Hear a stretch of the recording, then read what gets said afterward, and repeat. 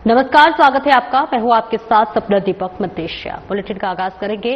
मुख्यमंत्री पुष्कर सिंह धामी ने ऑपरेशन सिंदूर की सफलता पर एक संवाद वीर सैनिकों के साथ कार्यक्रम में प्रतिभाग किया।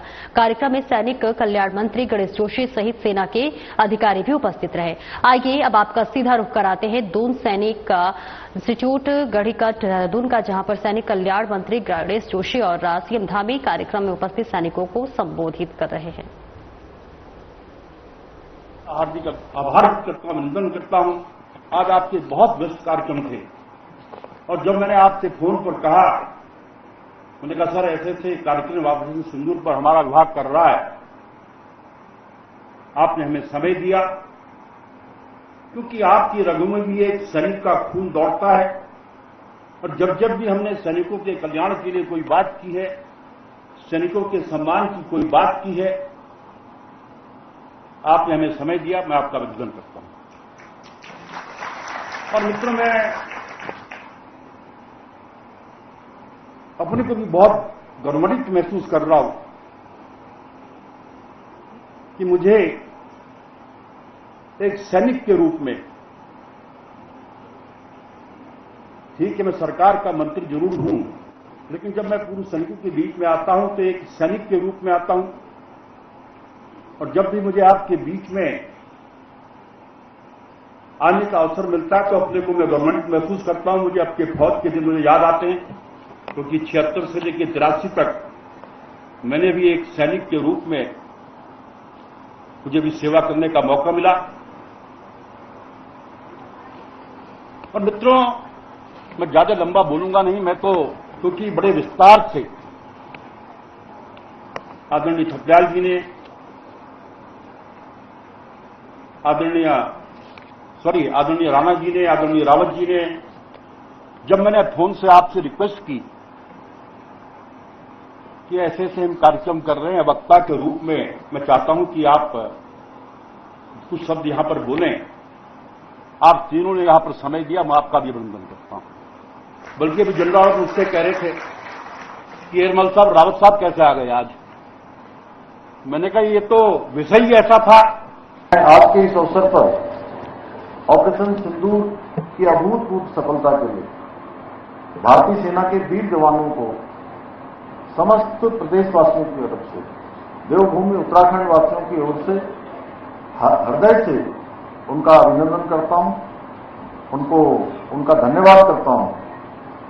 साथ ही हमारे देश के यशस्वी प्रधानमंत्री, जिनके बारे में यहां पर सभी वक्ताओं ने बहुत विस्तार से बातें बोली हैं और उनके दूरदर्शी नेतृत्व में, जैसा एपी सिंह जी जब बोल रहे थे या राणा जी बोल रहे थे, रावत जी बोल रहे थे, सच में आप सब लोगों को जब हम सुन रहे थे, और मैं भी कोई एक मुख्यमंत्री के नाते नहीं, मुख्य सचिव के मुख्य सेवक के नाते नहीं, मैं एक वक्ता के रूप में आप लोगों को सुन रहा था, तो समय जरूर ज्यादा हो रहा था, लेकिन ऐसा लग रहा था कि आप लोग और बोलते रहे, और मुझे लगता है मेरे जैसा इन सब लोगों को भी लग रहा होगा। और नई नई जानकारियां, भारत की सेना की वीरता, साहस, पराक्रम की कहानियां आपने बहुत ही शानदार तरीके से हम सबके बीच में रखी। और सच में हमारे प्रधानमंत्री जी का जो दूरदर्शी नेतृत्व है, जो एक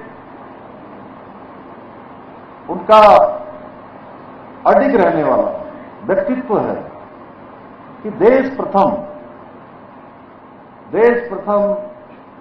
सबसे पहले अगर किसी का हित है तो देश का हित देखना है, उसी के लिए सब काम करना है, सारा जीवन समर्पित करना है। ऐसे हमारे प्रधानमंत्री जी को भी मैं धन्यवाद देता हूं कि जिन्होंने इस पूरे पहलगाम हमले के बाद जो नामकरण किया इस ऑपरेशन का, सिंदूर, और ये प्रधानमंत्री जी का दिया हुआ नाम है, तो उसके लिए मैं प्रधानमंत्री जी को भी आप सबकी तरफ से, अपनी तरफ से धन्यवाद देता हूं। उनकी स्पष्ट नीति के कारण हम आतंकवाद के विरुद्ध इस निर्णायक कार्रवाई को हम सफलतापूर्वक अंजाम दे पाए हैं। हमारे देश की सेनाओं ने विजय प्राप्त की। ये मेरा सौभाग्य है कि मुझे आप सभी के बीच आज इस कार्यक्रम में रहने का सौभाग्य प्राप्त हो रहा है। हाँ, ये बात जरूर थी कि आज का दिन मेरा व्यस्ततम दिनों में से एक दिन है, लेकिन मैं सच बताऊं तो आप सबके बीच में जब भी कोई ऐसा अवसर आता है, गणेश जोशी जी बताते हैं, उनका विभाग बताता है, या आप सबकी तरफ से भी कोई बात आती है, तो मैं इस अवसर को कभी भी जाने नहीं देता हूं। हर संभव मेरा प्रयास रहता है कि मैं अपने परिवार के बीच में आऊं, क्योंकि मेरा भी जीवन बचपन से सेना के साथ ही जो है आगे बढ़ा है। सेना से बहुत सारी चीजें जीवन में सीखने को मिली हैं। ऑपरेशन सिंदूर की ऐतिहासिक सफलता के उपरांत मेरे मन में भी ये इच्छा थी कि हमारे वीर जवानों के सम्मान में एक विशेष कार्यक्रम का आयोजन किया जाए, जिससे आप सभी से प्रत्यक्ष रूप से भेंट हो सके। एक छोटे से ब्रेक के लिए रुकेंगे, जल्द लौटते हैं।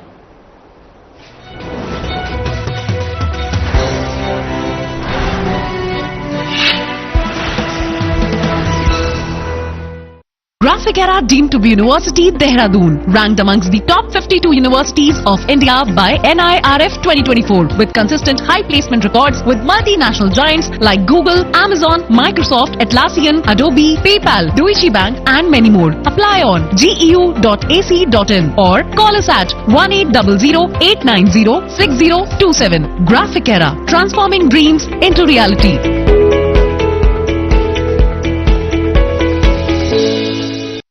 उत्तराखंड सरकार ने पिछले 3 सालों में खाद्य सुरक्षा और उपभोक्ता कल्याण के लिए कई योजनाएं शुरू की हैं।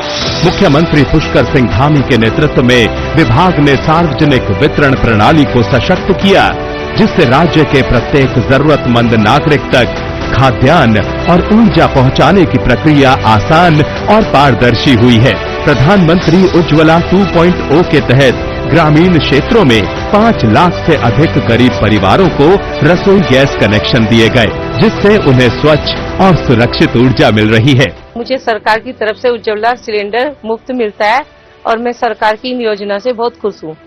हमें उज्ज्वला गैस कनेक्शन मिला है, उससे हमें बहुत अच्छा लाभ मिल रहा है, उसके लिए मैं सरकार को धन्यवाद करना चाहूँगी। पारदर्शी सार्वजनिक वितरण प्रणाली यानी पीडीएस के अंतर्गत सरकार ने ऑनलाइन पंजीकरण प्रणाली लागू की है, जिससे राशन कार्ड के लाभार्थियों के लिए सुविधा बढ़ी है। इस पहल के तहत 10,000 से अधिक नए राशन कार्ड जारी किए गए हैं। उत्तराखंड सरकार ने गरीबों को सस्ती दरों पर खाद्यान्न उपलब्ध कराने के लिए सरकारी राशन दुकानों के माध्यम से अनाज की दरों में कटौती की है, जिससे आर्थिक रूप से कमजोर वर्ग के लोगों को लाभ मिल रहा है। गेहूं चावल सही तरीके से मिल जाती है, सरकार को धन्यवाद। पति मेरा नहीं है, राशन मिलता है फ्री में, इसी से गुजारा करता हूँ। 3 बच्चे हैं मेरे। उत्तराखंड सरकार की ये योजनाएं सिर्फ विकास नहीं, बल्कि हर जरूरतमंद के सपनों को साकार करने का संकल्प है। जब हर घर में भोजन होगा, जब हर रसोई में उजाला होगा, तब उत्तराखंड वाकई आत्मनिर्भर और समृद्ध बनेगा। हर घर अन्न, हर घर उजाला, खुशहाल उत्तराखंड की यही पहचान। 11 schools, infinite possibilities. From healing in hospitals to discovery in labs, from art to agriculture. This is more than a campus. This is where futures begin. Shri Guru Ram Rai University, where dreams take flight. Admissions open for 2025 batch.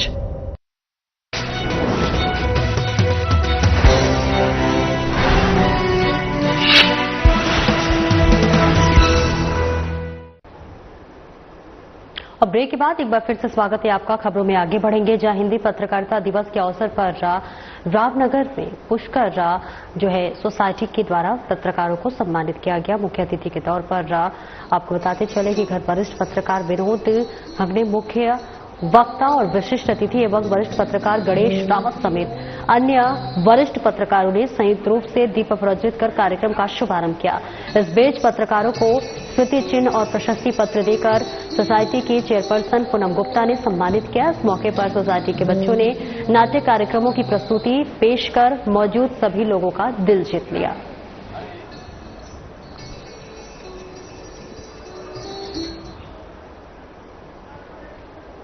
और वही नशा तस्करों के खिलाफ Dehradun police की कार्रवाई लगातार जारी है। थाना प्रेमनगर राव पुलिस को अवैध मादक पदार्थों की तस्करी करने वाले नशा तस्कर को गिरफ्तार किया गया है, जिसके कब्जे से 1 किलो 60 ग्राम गांजा बरामद हुआ है। पुलिस ने तस्करी में प्रयुक्त की जा रही मोटरसाइकिल को भी बरामद किया है। पुलिस ने तस्कर को कोर्ट में पेश करने के बाद सलाखों के पीछे भेज दिया। एसएसपी अजय सिंह ने बताया है कि थाना प्रेमनगर पुलिस ने चेकिंग अभियान के दौरान मुखबिर की सूचना पर चौकी बिधौली गेट के पास से तस्कर को गिरफ्तार किया। तस्कर की पहचान अंकित के रूप में हुई है।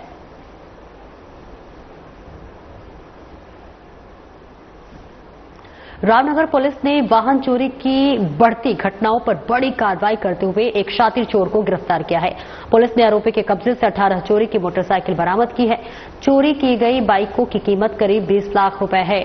वहीं रामनगर प्रभारी निरीक्षक कोतवाली अरुण सैनी ने बताया है कि चोरी हुई बाइकों के खुलासे के लिए एक टीम का गठन किया गया। गठित पुलिस टीम को क्षेत्र में लगे 100 से अधिक सीसीटीवी कैमरों का अवलोकन किया, जिसमें कुछ संदिग्ध लोग चोरी की वाहनों को ले जाते हुए दिखाई दिए, जिसके चलते पुलिस ने ज्वाला वन क्षेत्र छोई के पास से मई माह में चोरी हुई बुलेट मोटरसाइकिल के साथ एक आरोपी को गिरफ्तार किया है। पूछताछ में आरोपी ने बताया है और तमाम बातों का जिक्र किया।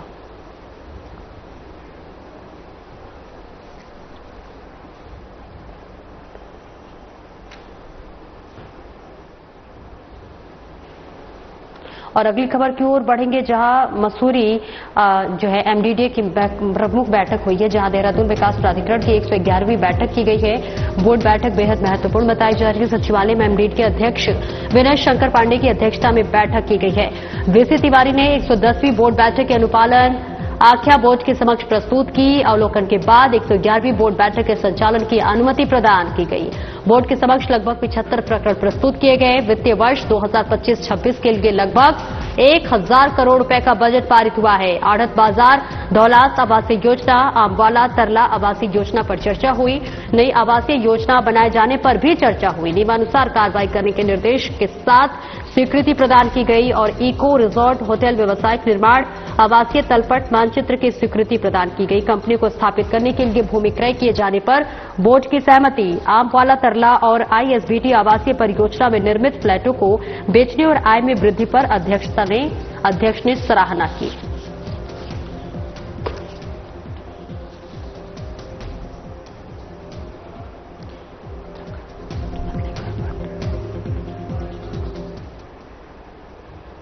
और उत्तराखंड में मौसम ने एक बार फिर से करवट बदल ली है। जी हां, आपको बता दें कि पहाड़ से मैदान तक रहेगा मौसम बदलता हुआ नजर आ रहा है। मौसम विभाग ने अलर्ट जारी किया है। 8 जिलों में बारिश का येलो अलर्ट जारी किया गया है। कई जिलों में भारी बारिश के लिए भी अलर्ट जारी किया गया है। उत्तरकाशी, रुद्रप्रयाग, पिथौरागढ़, देहरादून, टिहरी, पौड़ी, चमोली, अल्मोड़ा, नैनीताल में बारिश का येलो अलर्ट जारी किया गया है। तो वहीं पहाड़ी जिलों और मैदानी जनपदों में कहीं कहीं हल्की से मध्यम बारिश होने की संभावना जताई गई है। प्रदेश भर में बारिश और आसमानी बिजली गिरने की संभावना है। बारिश और तेज हवाओं का दौर जारी रहेगा। अगले कुछ दिनों तक मौसम इसी तरह बने रहने का अनुमान लगाया गया है। पर्वतीय इलाकों में भूस्खलन और चट्टान गिरने के कारण सड़कें अवरुद्ध होने की चेतावनी भी जारी की गई है। मौसम विभाग के लोगों को हिदायत, कटी हुई उपज खेत में है तो उसे सुरक्षित स्थान रखें। आकाशीय बिजली झोंकेदार हवाओं के समय पर घर के अंदर ही रहे और खिड़कियों और दरवाजों को बंद रखें। भूस्खलन की आशंका वाले संवेदनशील क्षेत्रों के लिए में लोग सावधानी बरतें और इसके साथ ही आंधी तूफान के समय सावधान रहे। नदी और नालों से दूर रहने की भी अपील की गई है। बारिश के दौरान जो है गधेड़ों के आसपास न खड़े रहे और इसी के साथ साथ चारधाम यात्रा पर जा रहे तीर्थयात्रियों को हिदायत दी गई है। चारधाम यात्रा पर आने वाले श्रद्धालुओं और पहाड़ों पर आवाजाही करने वाले लोग सावधानी बरते। मौसम का अपडेट देखकर ही करें चारधाम की यात्रा।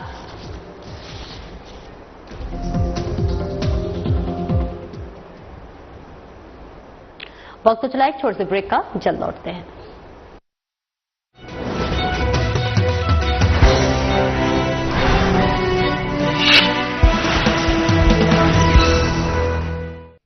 Graphicera deemed to be University, Dehradun, ranked amongst the top 52 universities of India by NIRF 2024, with consistent high placement records with multinational giants like Google, Amazon, Microsoft, Atlassian, Adobe, PayPal, Deutsche Bank, and many more. Apply on geu.ac.in or call us at 1800-890-6027. Graphicera, transforming dreams into reality.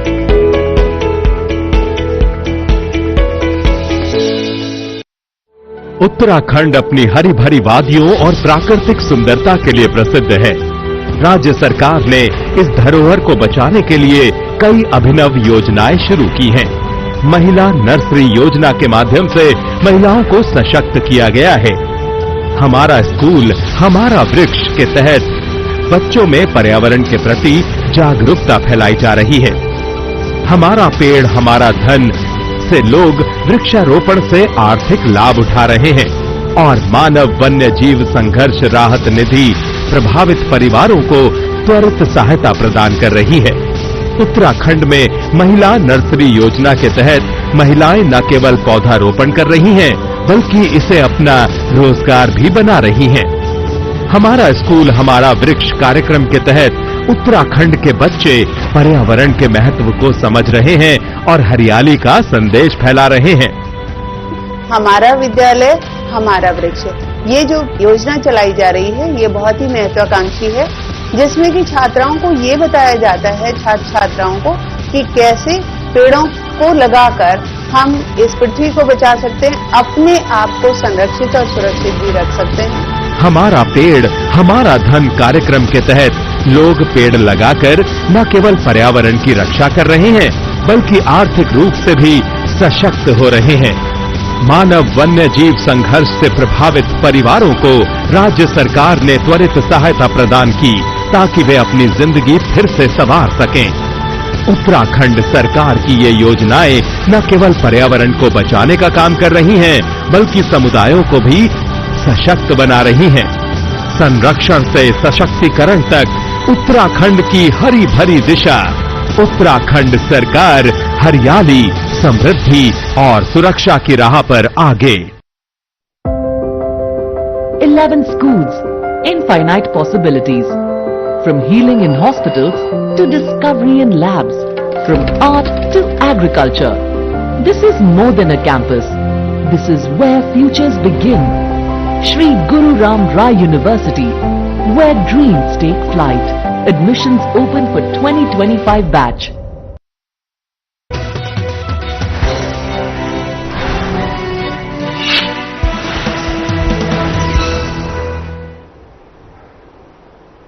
अब break के बाद एक बार फिर से स्वागत है आपका। खबरों में आगे बढ़ेंगे, जहां बहुचर्चित अंकिता भंडारी हत्याकांड में कोर्ट का बड़ा फैसला सामने आया है। जी हां, आपको बताते चले कि अंकिता भंडारी हत्याकांड मामले पर अपर जिला एवं सत्र न्यायालय ने बड़ा फैसला सुनाया है। अंकिता भंडारी के मर्डर में पुलकित, सौरभ और अंकित दोषी करार पाए गए हैं। तीनों आरोपियों को उम्र कैद की सजा सुनाई गई है। कोर्ट के बाहर तैनात की गई है भारी पुलिस फोर्स। पुलिस पूरी तरह से अलर्ट है। पुलिस और संगठनों के बीच झड़प हुई। कोर्ट के बाहर जनता का धरना प्रदर्शन जारी। आरोपियों को फांसी देने की कर रहे मांग। वीआईपी के नाम के खुलासे की भी कर रहे मांग। कोर्ट परिसर के बाहर पुलिस ने की बैरिकेडिंग। पिछले 3 सालों में मामले में फैसले का किया जा रहा था इंतजार। 18 सितंबर 2022 को हुई थी अंकिता भंडारी की हत्या। तब से ये मामला कोर्ट में विचाराधीन है। पिता ने की अपने बेटी के हत्यारे को फांसी की सजा देने की मांग। यबकेश्वर ब्लॉक स्थित वंतरा रिजॉर्ट में रिसेप्शनिस्ट का काम करती थी मृतका। पुलकित आर्य ने अंकिता भंडारी पर गलत काम करने का डाला था दबाव। ऐसे में अंकिता भंडारी ने इसका विरोध किया था और देखिए अंकिता का विरोध करना भारी पड़ गया। और इस बीच आपको बता दें कि विरोध करने पर पुलकित आर्य और उनके 2 साथियों ने मिलकर अंकिता को चीला नहर में धक्का देकर मार डाला था और मामले को लेकर लंबे समय से चल रहा था विरोध। ऐसे में पुलकित आर्य बीजेपी के वरिष्ठ नेता विनोद आर्य का बेटा था। पूरे मामले ने तूल पकड़ा था। धामी सरकार ने अंकिता के परिवार को दी 25 लाख रुपए की आर्थिक मदद। अंकिता के परिजनों की मांग पर 3 बार बदले गए सरकारी वकील। दिवंगत बेटी अंकिता के भाई और उसके पिता को दी गई है सरकारी नौकरी। अंकिता हत्याकांड मामले में 500 पन्नों की चार्जशीट तैयार हुई। 100 गवाहों के बयान की भी शामिल किए गए हैं। अभियोजन पक्ष की ओर से 47 गवाहों को अदालत में पेश किया गया। फैसले को लेकर किसी तरह की कोई अनहोनी न हो, इसको लेकर कोर्ट के बाहर भारी पुलिस बल तैनात किया गया है। आज माननीय न्यायालय के निर्णय के परिप्रेक्ष्य में हमारे द्वारा पुलिस की व्यवस्था यहाँ पे करवाई गई है, जिसमें जनपद से और अन्य जनपदों से फोर्स का डेवलपमेंट करवाया गया है। किसी भी प्रकार का कोई इसमें रिएक्शन आता है तो किसी भी प्रकार की इवेंचुअलिटी के लिए हम लोगों ने अपनी प्रिपरेशन की गई है और उसी के तहत आज यहाँ पे ब्रीफिंग भी करवाई गई है। देखिए, न्यायालय परिसर के 100 मीटर पेरिफेरी को हम लोगों ने जीरो जोन करवाया जाएगा, जिसमें किसी भी प्रकार के लोगों को किसी भी प्रकार से लोगों को एंट्री नहीं दी जाएगी। 100 मीटर के पेरिफेरी में केवल जो सरकारी अधिकारी कर्मचारी हैं और जिनकी कोर्ट की पेशी है उन्हीं को अलाउ करवाया जाएगा और इसके अलावा जो कोई अन्य व्यक्ति आते हैं, कोई बाहर से लोग आते हैं तो उनको कोर्ट में अलाउ नहीं करवाया। और इस खबर पर ज्यादा जानकारी के लिए उत्तराखंड से हमारे ब्यूरो चीफ कमल शर्मा हमारे साथ जुड़ रहे हैं। कमल, देखिए 3 साल का इंतजार खत्म हुआ और अब आरोपी को देखिए उम्र कैद की सजा सुना दी गई है, लेकिन देखिए अंकिता भंडारी के पिता की अब मांग है कि उसको फांसी की सजा दी जाए। तो क्या अब उनकी अगली कार्रवाई क्या होगी? क्या वो इससे ऊपर जाएंगे? बिल्कुल कहें, अगर सपना इस मामले को लेकर लगातार कहे तो पिछले 3 वर्षों से लगातार इंतजार होता और ये एक ऐसा बड़ा यहाँ पर घटनाक्रम हुआ था जिसमें पूरे उत्तराखंड में उबाल हो गया था। तो आज देखें कि आज सजा का दिन था, तीनों को उम्र कैद की सजा हुई है, लेकिन जो आम जनमानस की बात थी या उनके परिवार की बात थी और जो लोग लगातार संघर्ष कर रहे थे उनकी यही मांग है। धरना प्रदर्शन जारी आज भी वहां पर इस हिसाब से इतनी बड़ी घटना हुई है और जो कतल भी किया गया है वो कहीं ना कहीं फांसी की सजा से कम बर्दाश्त नहीं है। पर कोर्ट का माननीय न्यायालय का निर्णय जो होता है अंतिम निर्णय होता है और मुझे लगता है कहीं ना कहीं ये मामला हाई कोर्ट तक जरूर जाया जाएगा, दोनों पार्टियों द्वारा जाया जाएगा। पर कुल मिला के कहें जो इतना कृतज्ञ घटना हुई थी यहाँ पर उत्तराखंड में, पूरा जनमानस इसके घटना के विरोध में हुआ था और आज उसमें तीनों आरोपियों को उम्र कैद की सजा सुनाई गई है। लेकिन आम जनमानस हो, चाहे उनके परिवार वाले हों, अन्य लोग हों, उनको फांसी की सजा से कम मंजूर नहीं था और जो प्रदर्शन जारी है। पर कोर्ट का अंतिम निर्णय होता है और मुझे लगता है अब ये मामला कहीं ना कहीं उच्च न्यायालय की ओर आगे जाएगा। बिल्कुल, देखिए कोर्ट के बाहर भी बैरिकेडिंग लगा दी गई, सुरक्षा के खास इंतजाम किए गए हैं। तो ऐसे में क्या कोई झड़प की ऐसी कोई खबर सामने आई हो? आज सपना, क्योंकि ये मामला बड़ा संवेदनशील मामला था और ये पहले से ही कोर्ट जब ये फैसला सुनाया जाना चाहता तो पहले से ही सारी तैयारियां कर ली गई थी कि कोई ऐसी अप्रिय घटना न घटे, क्योंकि जिस हिसाब से जनमानस में पूरा माहौल गर्म था, अन्य चीजें लगातार निकल के आ रही थी, तो उसकी सुरक्षा की दृष्टि से ये किया गया। हाँ, ये है कि जब फैसला आया तो लोगों को फांसी से कम मंजूर नहीं रहा, क्योंकि जब फैसला आना था उससे पहले उनके माता पिता ने भी यही मांग की थी कि जिस हिसाब से मेरी बाटी के साथ भी कृतज्ञ किया गया है, इन तीनों को कम से कम फांसी की सजा होनी चाहिए, तभी जाके हम लोगों को लगेगा कि न्याय मिला। और इसी बात पे सुरक्षा की दृष्टि से सब व्यवस्थाएं की गई थी और कोर्ट में भी सारी चीजें को ध्यान में रखते हुए ये सुरक्षा की दृष्टि से इस प्रकार की पूरी तरह जो इलाका था वो पुलिस छावनी में तब्दील कर दिया गया था। देखना होगा कि आखिरकार अब क्या कुछ परिजनों की तरफ से आगे रणनीति बनाई जा रही है। बहुत बहुत शुक्रिया कमल इस महत्वपूर्ण जानकारी के लिए। फिलहाल मेरे साथ इस बुलेटिन में इतना ही। नमस्कार।